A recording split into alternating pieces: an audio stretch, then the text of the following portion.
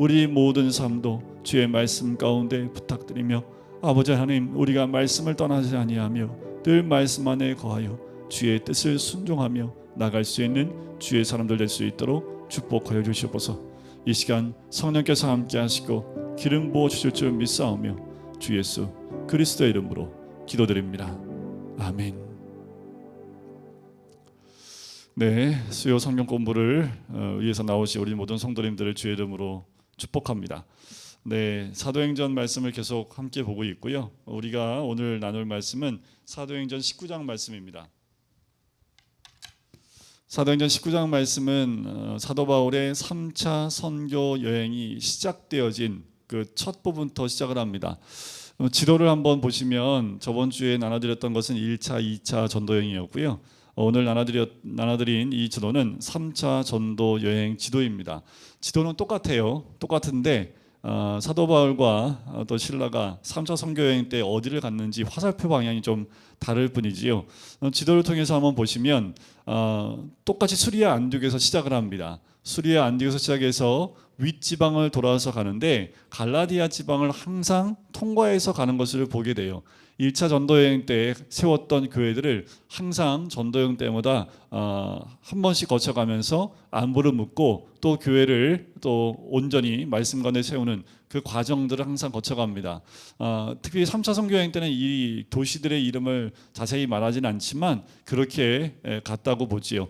그리고 바로 2차 전도여행 마지막 때 들렸던 에베소로 직행을 하게 됩니다. 그래서 에베소에서 대략 3년 동안 사역하게 돼요. 자, 3차 전도여행은 몇 년 동안 진행되냐면 4년 동안 진행이 됩니다.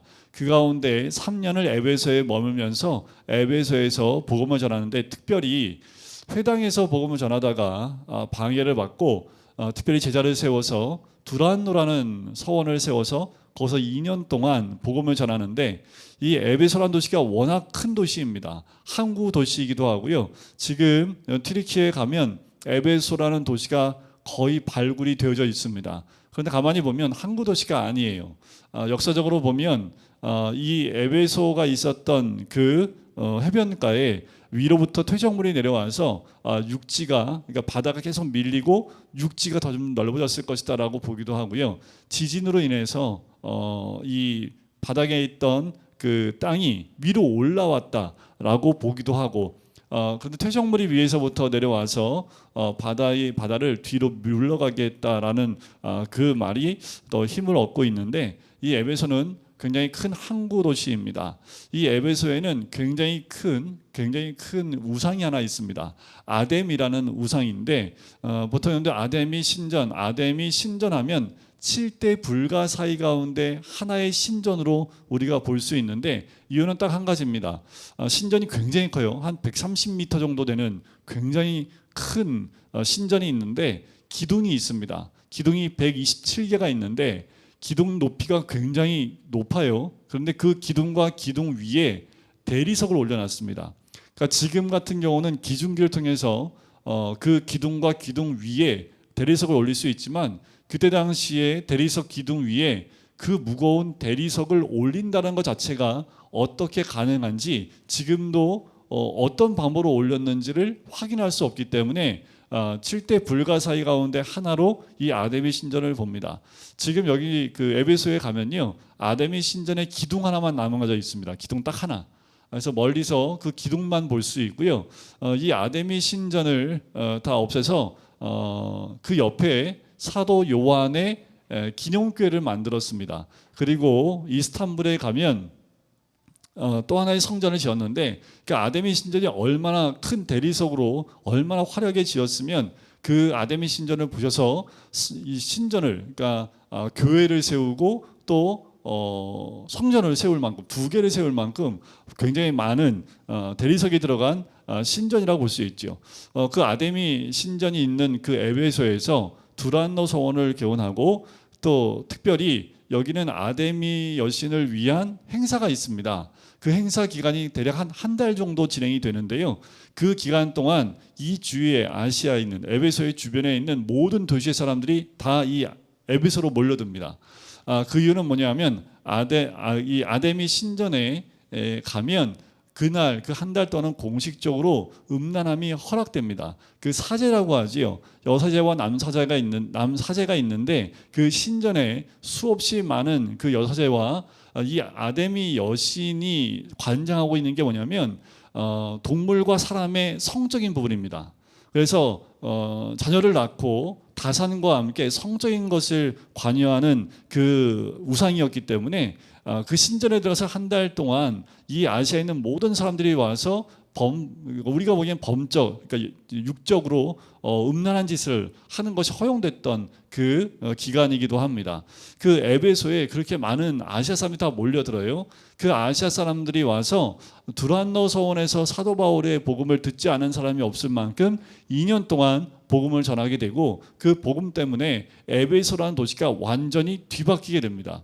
교회가 세워지게 되고요. 아데미 신전이 뒤로 밀리게 돼요. 그래서 아데미 우상을 조그맣게 만들어서 은장색이라고 하죠. 성경에 보면 그 은장색이 장사가 안 돼요.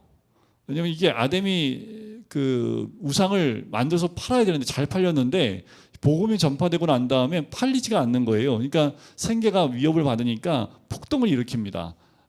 그 폭동도 잠시 있다 사라지긴 하지만 그런 일들이 에베소에서 진행이 됐고요. 그래서 3년 동안 사역을 하고 다시 윗지방을 지나서 어디 가냐면 저 위에 보면 데살로니가 마게도냐 지방이 있죠. 왼쪽 위에 마게도냐 지방을 거치고 밑에 내려오면 고린도가 있는 이 아가야 지방, 아게야라고 썼는데 아가야 지방까지 내려왔다가 아가야에서 배를 타고 이제 돌아가려고 했는데 사도 바울을 해하려고 하는 음모가 들려서 그 바다를 향해서 가지 못하고 고린도에서 다시 마게도냐 지방 위로 돌아서 드로아로 넘어오게 됩니다. 그리고 드로아에서 졸다가 떨어져 죽은 그 청년 유두고를 살리는 사건이 있었고요. 드로아에서 배를 타고 에베소에 가지 않고 에베소 바로 밑에 있는 밀레도라는 곳에 가서 거기에서 에베소 장로들을 초청을 하지요. 거기서 마지막 고별 설교를 하고 거기서 배를 타고 이제 예루살렘으로 돌아와서 예루살렘에서 체포되는 것이 3차 선교여행의 마지막입니다. 특별히 그 고린도 아가야에 있는 고린도에서 3개월 정도 머무는데요. 요 기간 동안에 로마서를 기록하게 됩니다. 그러니까 로마서를 기록하는데 지금 오늘 말씀에도 나오겠지만 밀레도에서 고별 설교를 하면서 자기가 로마에도 가야 되겠다라는 메시지를 남기게 되지요. 결국은 이제 4차 선교여행이라도 하기도 하고 여러분들 그 지도의 뒷면을 보면 로마행, 바울의 로마행이라는 지도가 또 나오지요. 이제 포로로 잡혀서 로마로 가는 과정이 이제 사도 바울의 뒷부분에 기록되어 있는 내용이라고 보시면 돼요. 자, 우리 19장으로 한번 들어가 보도록 할게요. 이제 여러분들 요 지도는 옆에 잠깐 놔두시고 지도는 여러분들 함께 지도와 함께 가서 직접 에베소라는 도시도 함께 보면 좋을 텐데 에베소의 도시에 지금 가면요 거의 많은 것들이 발굴되어 있고요. 그 옆에 사도 요한의 기념교회도 발굴이 되어 있습니다. 근데 사도 요한의 기념교회가 거의 흔적이 남아있지 않고 몇 가지 세레터나 또 사도 요한의 그 뭐죠 묘라고 할 수 있는 곳이 발굴되어 있긴 합니다. 그리고 에베소 주변에 누가의 그 묘도 발굴이 되어 있어요. 그런데 그 옆에 또 이슬람의 아주 유명한 천년된 굉장히 큰 성전이 또 있습니다. 이슬람 사원이 있는데 이슬람 사원은 뭘로 지었냐면 사도 요한 기념교회를 부숴서 이슬람 사원을 만들었습니다. 지금도 이슬람 사원은 크게 있습니다. 현존에 있고요.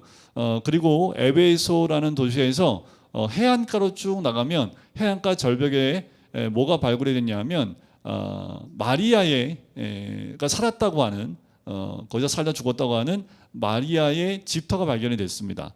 거기는 천주교에서 구입을 했어요. 그 터키에서. 그래서 거기에 성당을 지었다고 얘기를 해요. 거기까지는 안 가봤는데 거기에 성당이 있다고 얘기를 해요. 왜 그러냐면 이 에베소의 마지막 사역자가 누구냐면 사도 요한이었기 때문에 그렇습니다. 사도 바울이 가서 개척을 하고 교회를 세고 난 다음에 디모데가 다음 후임자로 에베소에서 사역을 합니다. 그러니까 에베소서나 또 디모데 전후서를 보면 그 이야기가 나와요. 근데 디모데가 몸이 되게 약한 사람이었습니다. 사역을 하는데 젊기도 하고 몸도 약하고 여러 가지 부분에서 사도 바울이 그것 때문에 디모데에게 쓴 편지나 이런 부분에서 디모데를 업신여기지 못하게 하는 그 내용까지 적혀 있는 것을 보게 돼요. 하지만 디모데가 끝까지 사역하지 못하고 떠나게 되고 그 다음으로 에베소에 사도 요한이 사역하러 오게 됩니다. 사도 요한이 여기 사역하면서 사랑의 선지자라는 사랑의 사도라는 그 별명도 얻게 되지만 특별히 검은 옷의 사도라고, 그러니까 그 당시에 아데미 그 우상을 섬기기 위해서 한 달 동안 축제가 이루어질 때 사람들이 흰 옷을 주로 입고 다녔거든요. 근데 그걸 반대하기 위해서 사도 요한은 반대의 색깔인 검은색을 입고 다녔다라는 이야기도 있습니다. 사도 요한이 그렇게 에베소에서 사역을 했기 때문에 누가 왔을까요? 사도 요한이 죽을 때까지 섬겼던 사람이 마리아이기 때문에 예수님이 부탁을 했지요. 그래서 항상 사도 요한이 가는 곳마다 마리아를 모시고 다녔습니다. 그래서 에베소에 와서도 에베소 사역을 했지만 그 어머니, 예수님의 어머니 마리아를 모시고 와서 에베소 근처에 살 수 있는 집을 마련해 놓고 거기서 사역을 했고, 요한계시록이 에베소에서 붙잡혀서 이 섬으로 끌려가게 되는, 그게 에베소에서 붙잡혀서 가게 된 거거든요. 그래서 사도 요한이 마지막 사역자라는 것을 알 수 있습니다. 자, 19장 한번 넘어가 볼게요. 여러분들 말씀을 성경 한번 펴보시면 19장 1절에 이렇게 시작을 합니다. 아볼로가 고린도에 있을 때에, 자 18장 끝부분에 아볼로가 등장했었죠. 그 아볼로를 브리스길라와 아골라가 데려다가 하나님 말씀을 더 풀어 이르게 하고, 그 아볼로가 아가야로 건너갑니다. 그 아가야가 어느 지방일까요? 고린도 도시가 있는 지역, 그게 아가야지요. 그래서 고린도에서 사역을 하게 됩니다. 자, 그렇게 해서 아볼로가 고린도에 있을 때에 바울이 윗지방으로 다녀. 아까 말씀드린 대로 윗지방이라고 하는 것은 갈라디아 지방을 의미합니다. 윗지방을 다녀서 에베소에 옵니다. 자, 가서 어떤 제자들을 만나요. 그래서 2절에 보면 너희가 믿을 때 성령을 받았느냐라고 물으니까 우리는 성령이 계심도 듣지 못하였노라. 그랬더니 바울이 묻지요. 그럼 너 무슨 세례 받았냐? 그랬더니 요한의 세례니라 라고 얘기를 합니다. 그래서 바울이 요한이 회개의 세례를 베풀며 백성에게 말하되 내 뒤에 오시는 이를 믿으라 라고 했는데, 그 뒤에 오시는 이가 누구냐면 곧 예수라 라고 알려주게 됩니다. 그리고 그들이 곧 예수의 이름으로 세례를 받지요. 바울이 그들에게 안수합니다. 안수함에 성령이 그들에게 임하지요. 그러니까 안수받는과 동시에 성령이 임해서 방언도 하고 예언도 하는데, 그 사람이 몇 명쯤 됐어요? 12사람쯤 됐습니다. 그러니까 에베소 교회가 이렇게 시작을 합니다. 자, 2차 전도 여행 때 돌아가면서 에베소에 머물러서 잠깐 복음을 전하고 하나님의 뜻이면 너희에게 돌아오리겠다라는 말을 남기고 에베소를 떠났는데, 바로 3차 선교 여행 때 이 에베소로 돌아와서 사람들을 만났는데, 그 사람들은 요한의 세례까지만 들었어요. 아직 복음의 복자도 못 들은 사람들이라는 거지요. 그냥 세례 요한의 세례만 받고 회개의 세례만 받았지만, 사도 요한이 세례 요한이 말씀했던 것처럼 내 뒤에 오시는 이를 믿으라는 것처럼 예수를 믿으라는 그 말씀과 함께 세례받고 다 안수하니까 그들에게 성령이 임하고 방언과 예언을 하게 됐지요. 그때 그 사람들이 7절에 보면 모두 12사람쯤 되었다라고 얘기를 하지요. 자, 그리고 이 사람들과 더불어 8절에 보면 회당에 들어가서 석 달 동안 무엇을 전합니까? 하나님 나라에 관하여 강론하며 권면합니다. 에베소 교회에는 하나님의 나라를 가르치기 시작을 해요. 그런데 어떤 사람들이요, 마음이 굳어서 순종하지 않고 무리를 선동합니다. 그리고 바울을 비방하게 해요. 그래서 바울이 그들 떠납니다. 그 제자를 따로 세우고 9절 끝에 두란노 서원에서 날마다 강론하는데 10절에 2해 동안 이같이 하니 아시아에 사는 자는 유대인이나 헬라인이나 다 주의 말씀을 듣더라는 거지요. 이게 하나님의 계획하심입니다. 자, 복음을 전하는데 반대하는 사람들은 당연히 나옵니다. 복음이 전파되면 반드시 방해자가 나오고요, 거부하는 그 사람들이 반드시 나오게 되어져 있습니다. 사도 바울은 거기에 굴하지 않습니다. 그리고 회당에 가서 다시 전하지 않으면서 두란노 소원이라는 것을 만들어 거기서 매일 날마다 강론을 하는데, 수없이 많은 그 에베소 찾아온 아시아 사람들이 사도 바울의 말씀을 듣기 위해 들어왔고, 또 유대인이나 헬라인이나 다 주의 말씀을 듣게끔 했는데, 어느 정도였냐면 하나님의 손이 놀라운 능력으로 하나님이 바울의 손으로 놀라운 능력을 행하게 하십니다. 그러니까 바울의 몸에 있던 손수건 있지요? 손수건에 앞치마를 가져다가 병든 사람한테 그냥 대기만 해도 병이 나음을 얻게 됩니다. 그러니까 능력이 나타나지요. 능력이 나타나는 게 별것 아닙니다. 사도 바울이 가지고 있었던 것 가운데 일부러 가져다가 병든 자한테 얹으니까 병이 낫는 거예요. 그게 무슨 역사입니까? 이게 잘못 오도되면 사도 바울의 능력이 있어서 사도 바울의 소지품 가운데 그 능력이 전달되고 그래서 이렇게 되었다라고 할 수 있을지 모르지만 그렇지 않지요. 하나님의 특별한 역사입니다. 어떤 역사예요?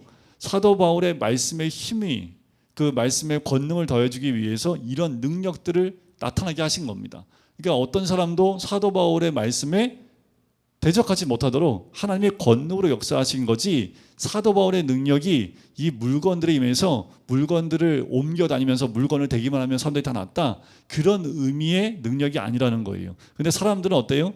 그러면 더더욱 사도 바울의 이 물건들에 집착을 하는 경우가 많지요. 자, 그랬더니 이제 13절에 마수라는 어떤 유대인들이요, 시험 삼아 악기 들린 자들한테 예수의 이름을 불러서 이야기합니다.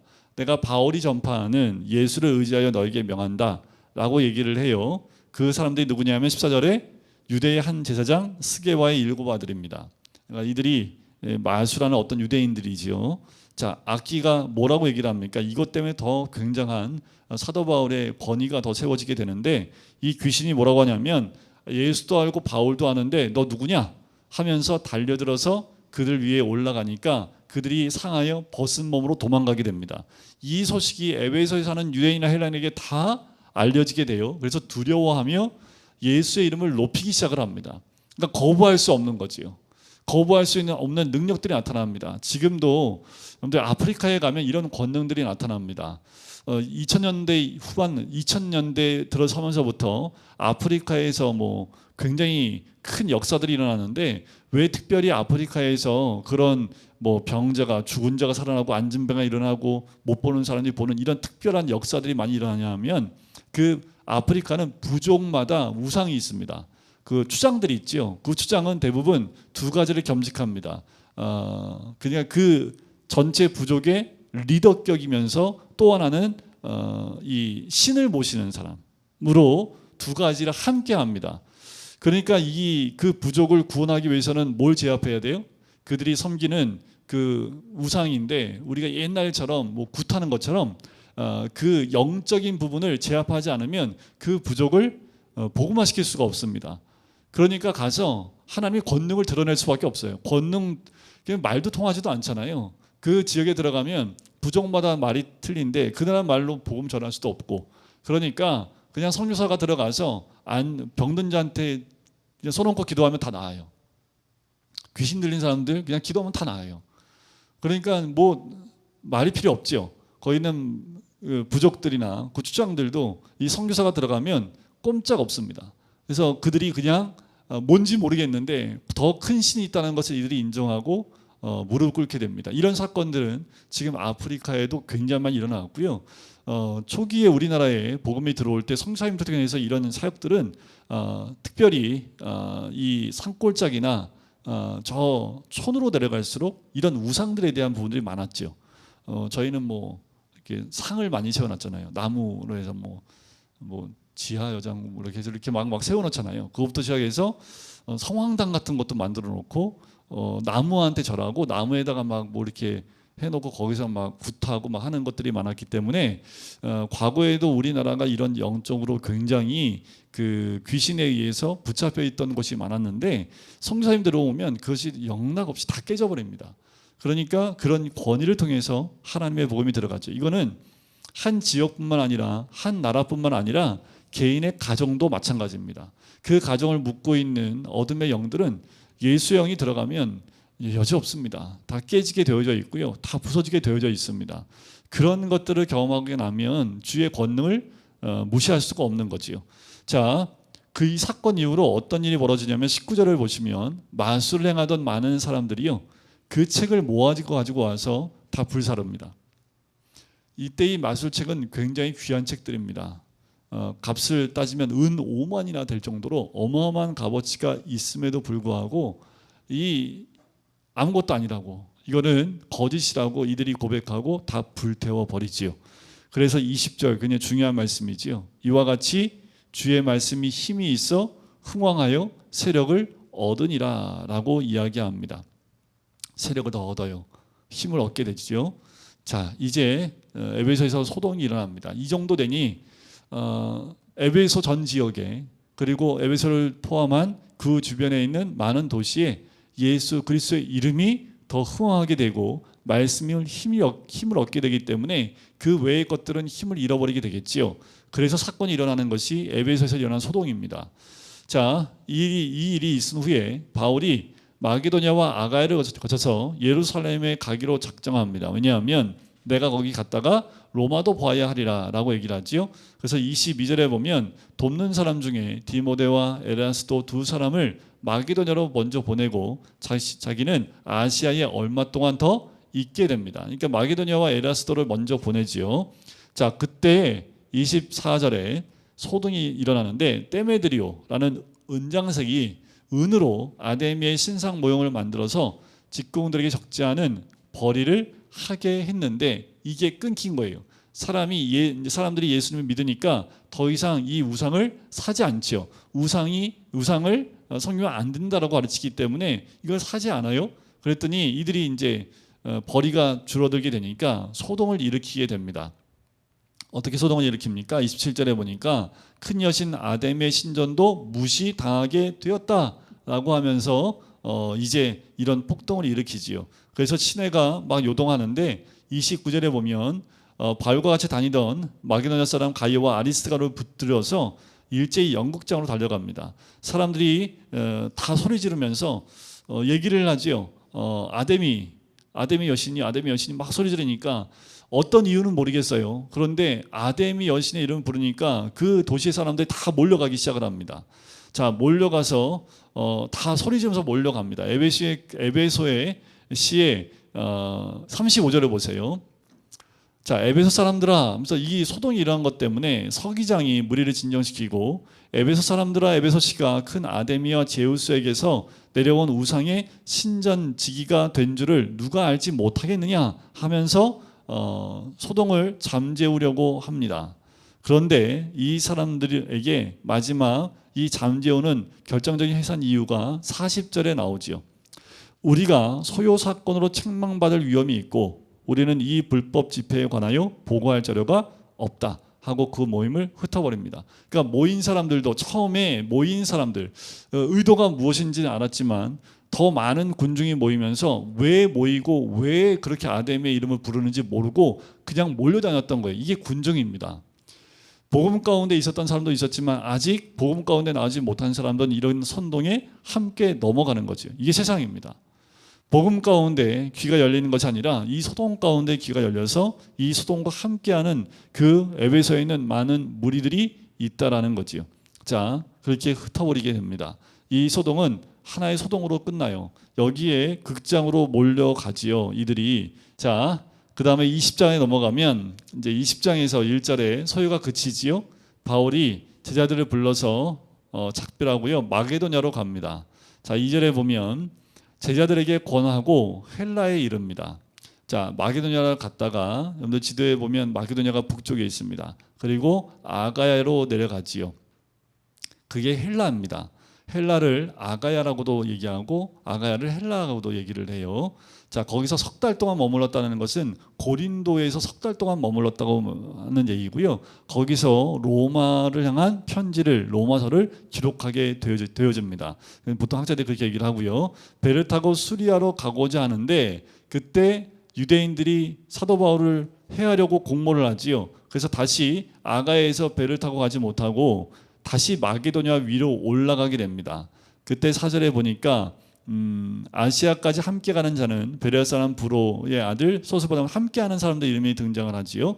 그리고 5절에 보면 그들은 먼저 가서 드로아에서 우리를 기다리더니, 자, 거기서 먼저 가서 드로아에서 기다린 사람이 있고 5절에 보면 우리를 기다린다라는 표현을 보면 누가가 함께 동행하고 있다는 것을 알 수 있겠지요. 그리고 6절에 우리는 무교절 후에 빌립보에서 배로 떠나 닷새 만에 들어와 있는 그들에게 가서 이래를 머무니라라고 나옵니다. 자, 저번 주에도 설명을 드렸지만 2차 전도 여행 때는 그냥 그 다음 날 바로 갔지요. 그런데 거꾸로 갈 때에는 닷새나 걸리는 거리입니다. 그러니까 그 거리가 짧은 거리가 아니라고 제가 말씀을 드렸죠. 자, 이제 드로아에 가서 그냥 사도 바울이 하는 건 말씀 전하는 것밖에 없지요. 그러니까 드로아에서 뭐 몇 날 며칠 있을 거 아니기 때문에 드로아가 특별히 거기에 있는 사람들 초청해서 강론을 합니다. 이 강론이라는 건 지금 이렇게 그냥 말씀 전하는 거예요. 그런데 지금처럼 이렇게 좌석이 있고 교회의 형태가 있는 것이 아니기 때문에 집을 빌려서 하지요. 아마도 이제 좀 많은 사람이 들어갈 수 있는 집을 빌린 것 같고 3층에 창문에 걸터 앉아 있었다라는 거 보니까 1층은 꽉 차서 앉을 사람이 없고 2층에도 앉을 데가 없어서 이 유두고라는 청년이 3층에서 그래도 말씀을 사모해서 창가에 걸터 앉아 있었던 거예요. 자, 9절에 보면 유두고라는 청년이 창에 걸터 앉아 있다가 깊이 졸더니 그냥 존 게 아니라 어떻게 졸았어요? 깊이 졸더니 강론이 좀 사도 바울이 뭐 1시간 정도 하면 좋겠는데 밤을 샌 것 같아요. 졸음이 밀려오니까 졸음을 못 이겨서 3층에서 졸다가 떨어져 버렸습니다. 3층 높이면 지금 우리 천장 높이보다 더 높은 저 정도 되겠죠? 떨어져서 죽었어요. 그랬더니 사람들이 막 난리가 났지요. 떨어져 죽으니까. 그러니까 10절에 바울이 내려가서 그 위에 엎드립니다. 그리고 몸을 안아서 말하되 떠들지 말라, 생명이 그에게 있다 하고 다시 살립니다. 이게 이제 죽은 유두고를 살리는 사건이죠. 그리고 올라가 떡을 떼고 먹고 오랫동안 곧 날이 새기까지 이야기하고 떠나니라. 보통 그런 사건이 있으면 오늘 말씀 여기까지 하고 이제 파하도록 하겠습니다 하고 할 텐데 살려놓고 다시 떡을 먹고 힘을 얻어서 날 새도록 밤새도록 말씀을 전하고 떠나는 거예요. 그래서 사도 바울은 어떻게 보면 말씀에 충만한 자일 수밖에 없습니다. 예수님은 말씀 자체셨고, 그래서 말씀이신 예수님은 걸음부터 시작해서 밥 먹는 것부터 시작해서 그리고 사람들 만나서 귀신을 쫓아내고 병자를 치유하는 것까지 다 말씀 그 자체였다면 사도 바울은 그 말씀을 받은 자로 그 말씀을 퍼내지 않으면 안 되는 사람이 사도 바울이었습니다. 그러니까 죽은 사람 살려놓고 또 얘기 전하지요. 지금 졸다가 떨어져 죽었으면 이제 많은 사람도 힘들 것 같으니까 이제 여기까지 하겠습니다 할 텐데 졸든 말든 잠을 자든 말든 일단 사도 바울은 할 건 다 하고 가야 돼요. 그래서 어떻게 해요? 날이 새기까지 말씀을 전하고 떠나게 되지요. 왜 이럴까요? 이 지역을 다시 사도 바울이 올 수 있을까라는 마음이지요. 다시 와서 이 말씀을 전할 수 있는 기회가 또 있지 못할 것이다라고 생각을 하니까 조금이라도 더 하나님의 음성을 들려주고 싶고 예수님의 말씀을 전하고 싶은 그 마음에 어떤 사건이 있어도 더 많은 말씀을 전하려고 하는 마음이 사도 바울한테는 있었던 거지요. 그리고 12절에 보면 사람들이 살아난 청년을 데리고 가서 적지 않게 위로를 받았더라. 또 유두고는 죽었다 살아난 청년이 되었지요. 여러분들 3층에서 떨어지면 몸은 어떤 상태가 됐을까요? 뭐 하나 터졌겠죠. 사도 바울이 기도했다고 그 터진 게 갑자기 쓱 하면서 나오면서 정상으로 됐을까요? 제가 보기에는 생명만 돌아온 걸 거고 아마 머리는 터져 있을 거고 피는 나 있을 거고 뭐 어디 하나는 부러졌을 거예요. 그런데 그 충격에서 죽었던 사람이 다시 살아났으니까 생명만 다시 돌아온 거지 이 청년이 온몸이 다시 회복된 건 아니었을 겁니다. 그렇다면 이 청년이 살아난 것 때문에 사람들이 위로를 받았다는 것은 더더욱 복음 가운데 하나님 말씀의 능력이 얼마나 대단한 것을 이들이 깨달아 알 수 있었다라는 것을 알 수 있습니다. 자, 거기 드로아에서 여러분들 지도를 보면 여러분들 그 지도 나눠주는 거 지도를 보면 드로아라는 곳에서 아소로 내려와 미둘레로 내려와서 기오라는 것을 통해서 사모라는 곳 섬에서 이제 밀레도 에베소 바로 밑에 있는 밀레도에 도착을 하게 됩니다. 자, 왜 이렇게 급히 가냐면 오순절 안에 예루살렘에 이르려고 급히 간다라는 표현이 16절 끝에 있습니다. 그러니까 에베소에 가면 더 지체할 것 같으니까 에베소로 가지 않고 밀레도에 간 거예요. 자, 밀레도에서 에베소에 있는 장로들을 초청합니다. 많은 사람 초청하지 않습니다. 에베소 교회 장로들을 초청해요. 그리고 마지막 고별 설교를 그들에게 합니다. 그것이 17절부터 마지막 35절까지 나오는 말씀이에요. 이 말씀 안에 굉장히 사도 바울의 중요한 말씀들이 굉장히 많이 나옵니다. 보시면 22절에 보면 보라 이제 나는 성령에 매여 예루살렘으로 가는데 거기서 무슨 일을 당하는지 알지 못하노라. 오직 성령이 각성에서 내게 증언하여 결박과 환난이 나를 기다린다 하시나라는 거지요. 이미 성령께서 뭐라고 말씀하시냐면 너 예루살렘에 가면 환난과 고난이 있어. 가면 너 붙잡혀. 그리고 고난을 당할 거야. 라는 것을 성령을 통해서 가는 곳마다 알려주셨다는 거지요. 그러면 가지 마요? 성령님이 이걸 알려줬으니까 가지 말라는 사인이에요? 그게 아니라는 거지요. 그럼에도 불구하고 가야 됨을 이야기합니다. 왜요? 로마로 가야 되기 때문에. 로마로 가기 위해선 이런 환난과 이런 어려움들, 이런 고난들을 환난과 결박을 당할 수밖에 없음을 알면서도 가야 된다라는 거예요. 사도 바울의 복음의 열정은 이미 성령을 통해서 알려주는 고난이 있다 하더라도 그 고난을 받으며 가겠다라는 겁니다. 그래서 24절에 그 유명한 고백이 있지요. 내가 달려갈 길과 주 예수께 받은 사명 곧 하나님의 은혜의 복음을 증언한 일을 마치려 하면은 나의 생명도 조차도 조금도 귀한 것으로 여기지 아니하노라. 이게 사도 바울이 가지고 있었던 말씀에 대한 열정입니다. 그러니까 내가 죽어도 괜찮다라는 거지요. 뭘 위해서요? 은혜의 복음을 증언하는 일, 그 일을 마칠 수만 있다면 내가 죽는다 해도 나는 괜찮습니다 라고 얘기하는 거예요. 결박과 환난이 있어도 괜찮다라는 거예요. 왜냐하면 나에게 주어진 사명이 있는데 그 사명을 다하기까지 위해서 내가 그런 환난을 당해 죽는다 할지라도 괜찮다라는 거예요. 그 사명을 감당할 수만 있다면. 자, 그러면서 26절에 보면 그러므로 오늘 여러분에게 증언하거니와 모든 사람의 피에 대하여 내가 깨끗하니 왜냐하면 내가 꺼리지 않고 하나님의 뜻을 다 여러분에게 전하였습니다. 그러니까 하나님의 뜻을 다 전했기 때문에 거리낌이 없다라고 얘기를 합니다. 사도 바울의 중심이지요. 자, 28절에 보면 여러분 자기를 위하여 또는 온 양떼를 위하여 삼가라. 성령이 그들 가운데 여러분을 감독자로 삼고 하나님이 자기 피로 사신 교회를 보살피게 하셨느니라. 자, 이제 장로들한테 교회를 의탁하는 거지요. 자, 어떻게 교회를 섬겨야 될지 그 부분을 이야기합니다. 교회는 어떤 교회예요? 하나님이 자기 피로 사신 교회입니다. 그러니 너희가 어떻게 감독자로 삼아서 너희가 어떻게 해야 될지를 이야기해 주고 있는 거지요. 또 내가 떠난 후에는 사나운 이리가 여러분 가운데에 들어와서 그 양떼를 아끼지 아니하겠다라는 거지요. 그 말은 뭘까요? 이 사나운 이리는 이단을 의미합니다. 이단을. 실제로 사도 바울이 지나고 난 다음에 일정 시간이 지나고 이들 가운데 거짓 선지자들이 들어와서 거짓 복음을 전하기 시작합니다. 가장 핵심되는 거짓 복음은 율법과 할례입니다. 너희가 구원받으려면 율법을 우리와 같이 지켜야 되고 또 우리처럼 할례를 받아야 된다라는, 그렇지 않으면 구원이 없다라는 그 말씀을 가지고 들어와요. 또 영지주의자들처럼 예수님을 영과 육을 분리시켜서 얘기하는 그 이단들도 들어와서 사람들을 이렇게 헷갈리게 만들어요.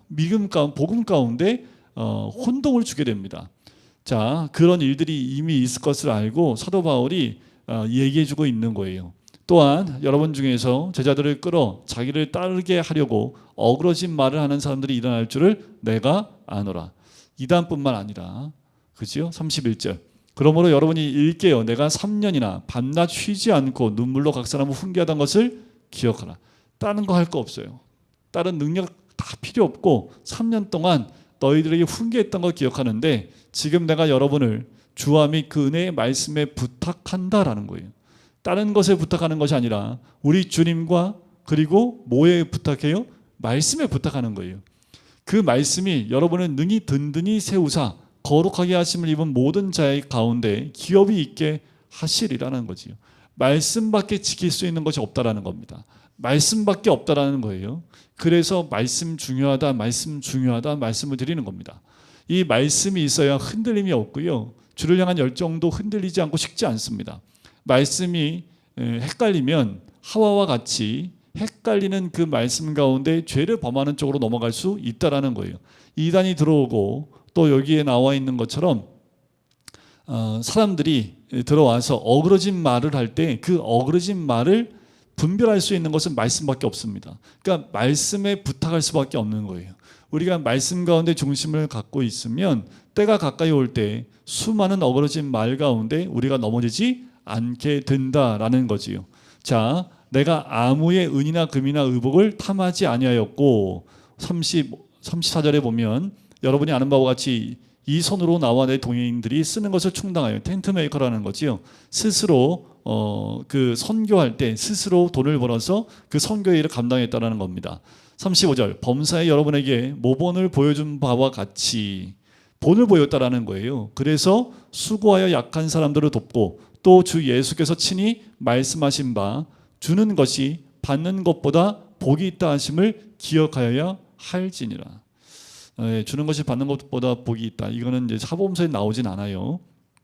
여기에 이제 빨간색으로 적혀 있는 거 보니까 예수님께서 친히 하신 말씀인 건 맞는 것 같습니다. 자, 이 말씀을 하고 서로 목을 안고 입을 맞추고 눈물을 흘리고 헤어지는 장면이 나오지요. 자, 이제 밀레도에서 떠나서 21장은 예루살렘으로 가는 길이 나옵니다. 자, 배를 타고 가는데 3절에 보면 구브로를 바라보고 구브로를 왼편에 두고, 그러니까 여러분들 지도에 보면 그 구브로를 왼편에 두니까 육지를 끼고 가는 것이 아니라 그 구브로 그 섬을 왼편에 두고 바로 두로로 직행하는 것을 볼 수 있죠. 그래서 두로에 상륙을 하게 됩니다. 자, 거기서 배에서 짐을 풀려 하미러라. 제자들이 가서 거기서 2일 동안 머물러요. 여러 날 지난 후에 떠나갈새 자, 그들이 처자들과 함께 성문 밖에서 전송합니다. 바닷가의 5절 끝에 바닷가에서 무릎을 꿇어 기도하지요. 서로 작별한 후에 우리는 배에 오르고 그들은 집으로 돌아가게 됩니다. 그리고 두로를 떠나 항해를 다 마치고 돌레마이에 이르러 형제들에게 안부를 묻고 그들과 함께 하루를 있다가 다시 이제 가이사랴 쪽으로 이동을 하게 됐지요.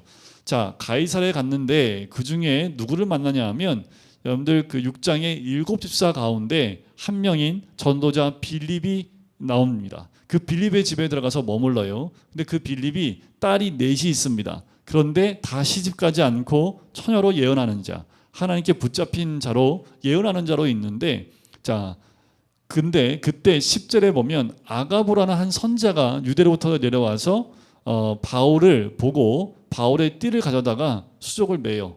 그리고 성령께서 말씀하시되 예루살렘에서 유대인들이 이 띠 임자를 결박하여 이방의 손에 넘겨주리라 라고 이야기를 합니다.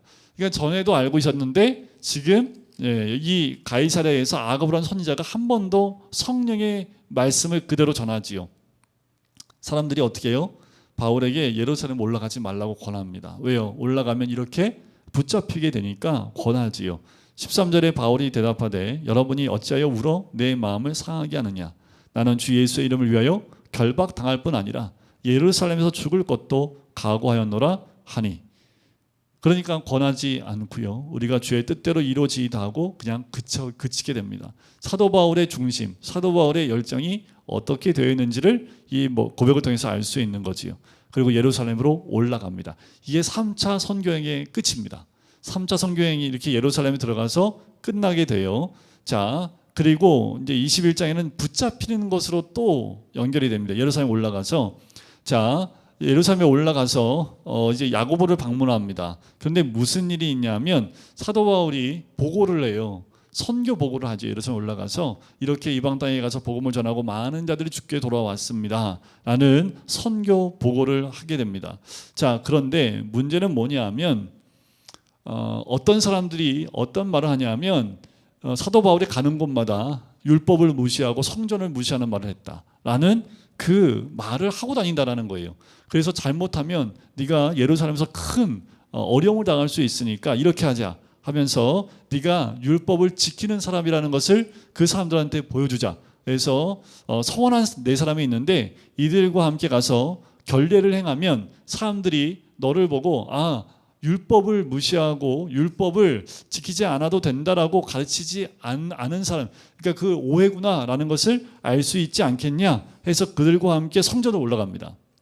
자, 그런데 그와 동시에 누가 들어오냐 하면 그 사도 바울을 잡으려고 충동했던 그 사람들, 아시아에서 온 유대인들이 성전에서 바울을 발견하게 돼요. 그러니까 이 아시아에서 온 그 유대인들이요, 바울을 보면서 뭐라고 얘기하냐면 28절 보세요.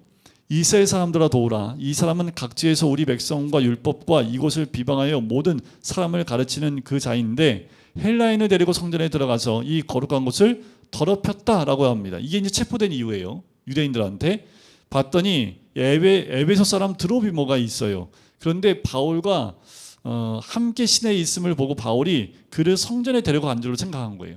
아니죠. 성전에 이 이방인을 데리고 들어가는 것이 아닌데 지금 이 드로비모라는 사람이 바울과 시내에 함께 있었던 것만 보고 드로비모가 사도 바울에 의해서 이 성전에 들어와서 성전을 더럽혔다라고 오해를 한 거예요. 그 사람들이 사도 바울을 죽이려고 성전 밖으로 데리고 나갑니다.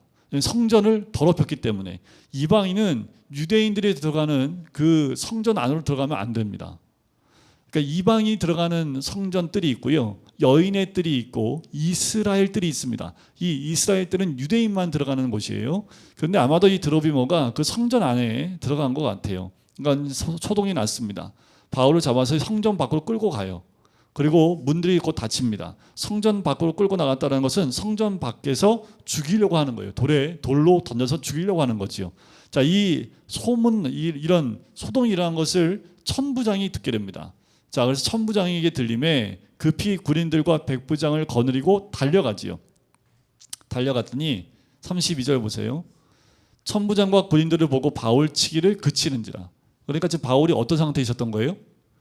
두들겨 맞고 있는 거예요, 계속. 그러니까 왜 맞는지 모르고 계속 맞고 있어요. 사도 바울은 뭐 말할 시간도 안 주고 군중들이 와가지고 붙잡고 나가서 막 나가서 저거 죽여야 된다고 하면서 계속 때리고 있는 거예요, 지금.